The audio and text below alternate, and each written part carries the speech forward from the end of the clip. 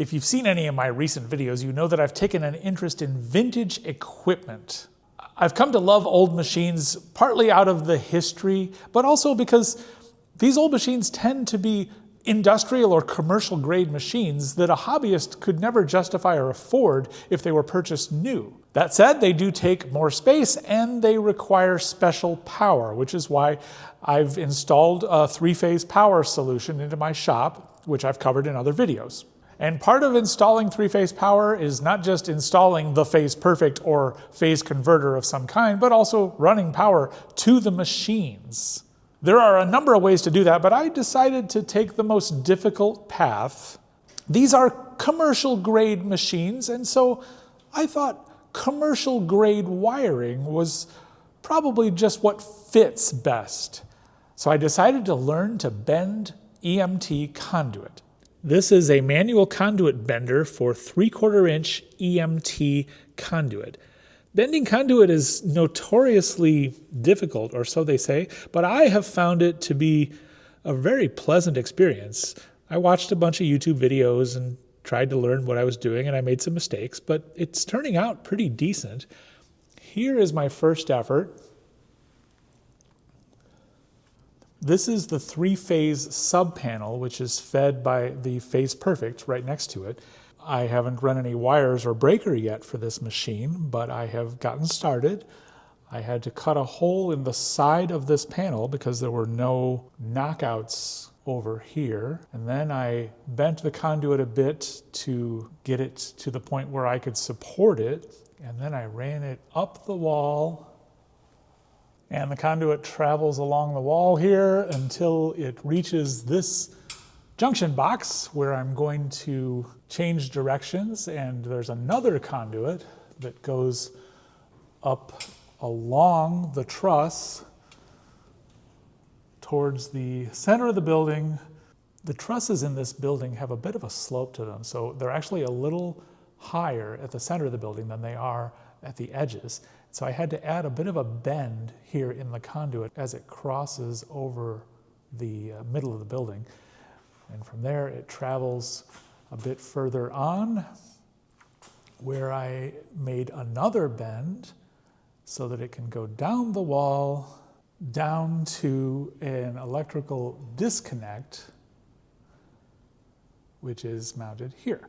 This machine is between 30 and 40 amps of 3-phase 220. I'm going to hardwire this, and for code and safety reasons, a hardwired machine needs a disconnect very close to the machine, so I installed this box.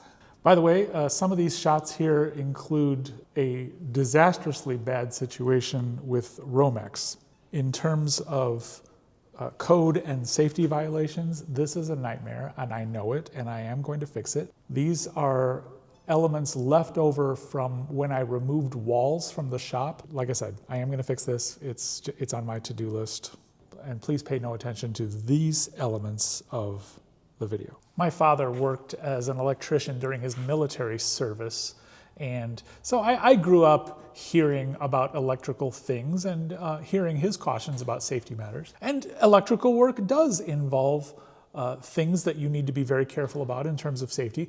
But one of the things I've learned is that it also involves a whole bunch of just tasks. One of the main requirements for this project has been a whole bunch of trips up and down a ladder. I'm surprised to report that I actually kind of enjoy doing this. There's an element of craftsmanship to it.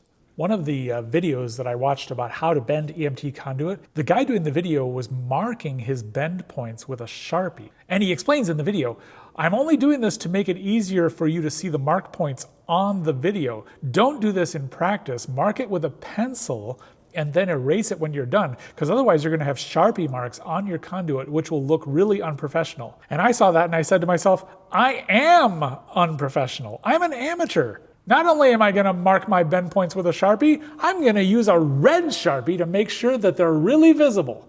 So I haven't actually pulled any wires through this conduit yet. I did go ahead and fish this fish tape through. In fact, when we were up at the junction box on the other side, you could see it sticking out. Things are going really well on this project, and so because I worry that pulling the wires is not going to go well, this seems like a great time to go ahead and just make this video before things might go bad. A couple of the other tools that I've needed for this project are a portable bandsaw, which I've mounted in this thing that lets me use it as a horizontal bandsaw, and this is just for cutting the conduit. The other thing I sort of splurged on was a punch driver to cut holes in the side of that sub panel. There were other ways of doing this. I could have gone with a hole saw, but this thing creates a nice clean hole, and it's really kind of a pleasure to use. I do enjoy learning new things, and I enjoy the satisfaction of completing a DIY project myself. Some of this electrical work I find particularly satisfying simply because I've always thought of electrical work as this taboo thing that I would never do. I live in Champaign, Illinois, which is one of those communities that is just large enough to have its own TV station. And to be honest, mostly they cover farming matters and the University of Illinois. But honestly, this time of year, there's not much to talk about with farming. So it's a little insulting that they haven't sent a camera crew to cover my accomplishment here, because this is pretty awesome.